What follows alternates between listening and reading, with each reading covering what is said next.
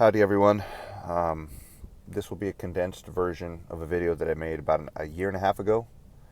It was titled the Kingdom of Antichrist, and it has very much to do with the breakdown of the nations, the horns, the heads, and whatnot. And this, again, will be condensed. I'll put it in the notes, though, so that you guys can see. I advise you watch that video because it's much more in-depth than the way I'm going to get into it here. But I'm also going to address some things I didn't back then. So, Revelation 17:9 through 11. This calls for a mind with wisdom. The 7 heads are 7 hills on which the woman sits. There are also 7 kings. 5 have fallen, 1 is, the other has not yet come. But when he does come, he must remain for a little while. The beast who once was, and now is not, is an 8th king. He belongs to the 7 and is going to his destruction.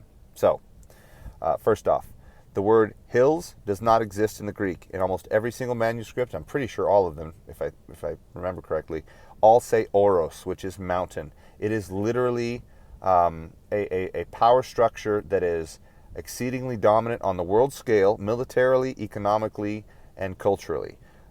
Jeremiah 51 goes out of its way to describe Babylon of its time as being a destroying mountain. In fact, let me read that real quick. Jeremiah 51:25. I am against you, O destroying mountain, you who destroy the whole earth, declares the Lord. I will stretch out my hand against you, roll you on the cliffs, and make you a burnt-out mountain.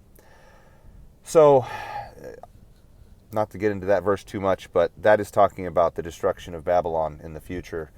Not the original Babylon, because although it was eventually desecrated, it was not brought to immediate ruin the way that those verses describe. Let's go back to our original topic. So, they are also 7 kings. 5 have fallen, 1 is, the other is not yet come, but when he does come, he must remain for a little while. In John's time, the time of writing, Nero was king of Rome. Not just king, but emperor. Emperor was another way of saying especially grandiose king, because he was king over all the kingdoms that Rome made up. He was considered ultimately in control, just the same way that the 5 prior Julio Claudians had ruled since Julius Caesar decided to cross the Rubicon and basically take over leadership in Rome and essentially completely subvert democracy. The Senate and all the voting powers that ever really existed became essentially an empty shell of themselves. They did not have any more power. The ruler was the ruler. There was basically no one had say or the ability to subvert the king's order. And that's basically how it went.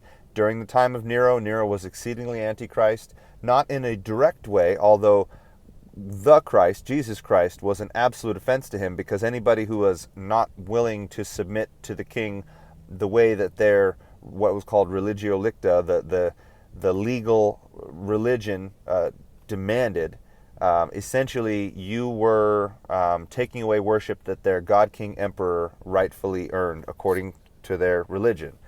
So there were 5 prior to Nero. Nero was the 6th. Antichrist will be the 7th in the line of the Julio Claudians, in that when he does come to power, when the 7 nations of the north and the 3 kingdoms of the south are all put together and Antichrist is at the head, he will have ultimate say, the same way that Nero and the prior 5 Julio Claudians did. That is what that is describing. Here's verse 11. The beast who once was, now is not, is an 8th king. He belongs to the 7 and is going to his destruction. Now, Antichrist is, there's an attempt on his life. It's said that he is struck as though dead. He comes back to life. So the description of him, along with Rome having been supposedly killed and yet coming back to life, along with his dominance and the whole scheme of the end times on Satan's side, they're all seen as one. And in fact, the reason why there's not an 8th head on the beast specifically, so as to show Antichrist as being one of the kings, is because he is in control of the entire beast, again, the same way the Julio Claudians were. So it stands to reason that the 7 heads representing the 7 northern kingdoms that Antichrist is originally buddy-buddy with and comes over and takes control of is actually much more apt, because he has utter control of those 7 heads. He belongs to the 7th and is going to destruction. Now, is an 8th king is one of the most misunderstood parts about this particular set of prophecies, because what's not understood is that Antichrist will be a king in and of his own right. Some understand this, but they twist it. But when it comes down to it, Isaiah 14, for example, describes an utterly despicable king of Babylon who does all the same things that Antichrist does, and even at the end of those series of verses is actually said to have killed his own people.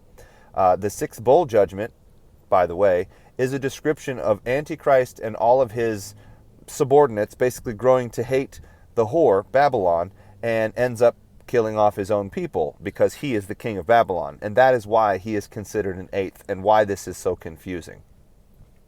Let's see. This same beast is the exact same beast from Daniel 7. It is also the same 10 horns that are described on the heads of the 7 beasts. How it's broken down, we don't really know. But if we consider the fact that, well, Daniel 2, the statue of Nebuchadnezzar with the different kingdoms basically descending all the way down into, again, revived Rome at the feet and legs. You have iron toes, 7 of which basically are seen as being dominant or stronger over these 3 clay toes, right? And if we look into Daniel 8, we're told that the little horn Antichrist shows up small, but then grows in prominence and uproots 3 of these horns before him on his rise. Now, we know from Daniel 17:12 through 13 that all of the 10 horns, from the very inception of their power, their power rise, or rise to power, if you will, their whole purpose was to give power over to Antichrist. Let's read that real quick. And the 10 horns which you saw are the 10 kings who have not yet received a kingdom, but they will receive authority as kings for 1 hour. In other words, a time period, specifically the tribulation. Along with the beast, these will have one purpose and are going to give their power and authority to the beast. Now, of course, the 3 southern kingdoms, because they're uprooted, are, and I've gone over this, I'll put it in the notes so you guys can see, these other videos where I cover these topics, but a quick synopsis is, there is an arch antichrist, an antichrist for Antichrist, if you will. And as you'll note in the notes, there is also likely going to be a false prophet, if you will, that joins the Antichrist. According to Muslim lore, the Mahdi, their version of Jesus, or their version of the Messiah, comes along, and he comes with the prophet Jesus. They don't consider him the Son of God or divine. They consider him merely a prophet and ignore all the scriptures and proofs to the fact that he had rose to heaven, and is actually the source of our salvation. They ignore all that stuff. But they do say that he's a prophet and that he will come with the Mahdi when he does rise. Now, these 3 southern kingdoms are all going to be Islamic kingdoms. It doesn't actually explicitly say that, but we know because the 7 northern kingdoms that are previously established will have a very tight-knit relationship that allows for easy takeover for the Antichrist. The United States does not have a tight relationship with any Muslim country other than perhaps Saudi Arabia, and even then it's tenuous. It's not a consistent one. That being said, the United States and Israel are the strongest of allies, and Europe does everything it can to mirror the United States support for Israel. So it only stands to reason that these 7 original kings that come from the northern portion of revived Rome are not only genetically linked, but militarily, economically, and culturally linked to Antichrist, who comes from Babylon, Mystery Babylon, the United States. Again, I'll try and remember to put these in the videos. And the reason why this is important, and this is something that I want to touch on quickly. One of the main fallacies that's being taught right now is that somehow Antichrist, the actual Antichrist, will be coming from a Muslim country.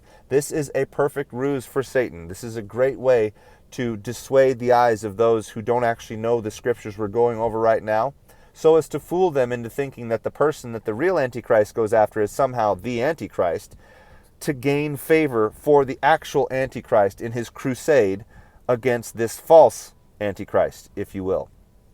Daniel 11 describes the king of the north and the king of the south doing battle all the way till the end, until the Antichrist is essentially taken out by the Lord.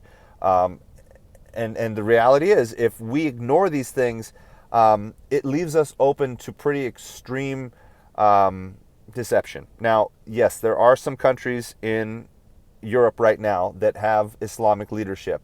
Not necessarily extremist Islamic leadership. However, what we're also seeing is a degradation of those societies because of the forced integration, which there really never was any integration, if we're being honest. Basically, the people were brought in, forced upon the natives, and told that they didn't have to technically, culturally integrate, but that they could just live there, continue their culture, and so on. But this, if we're being honest, is a perfect powder keg for when the actual temple, the Temple Mount, is taken by Israel. They destroy the Al-Aqsa Mosque and build the third temple, and all of the Western nations, including the United States, are going to support them. They always do, right? Even if the people rise up against them, even if all the leftists, the liberals, the Democrats, the whatever, who support the government on the left side of things, once they get their guy in, they come to realize that their guy still supports Israel, even if indirectly. Now, it's a back and forth ruse. It's all a political shell game designed to fool you.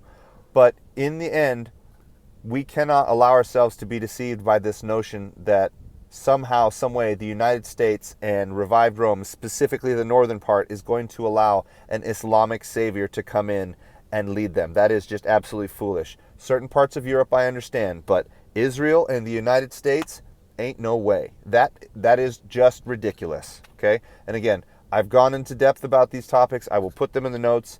Comment, like, share, subscribe. Let me know what you think, guys. This is the sort of thing that when you understand the underlying facts in the background, this is pretty simple to understand, but it's also not. And there's plenty of error out there.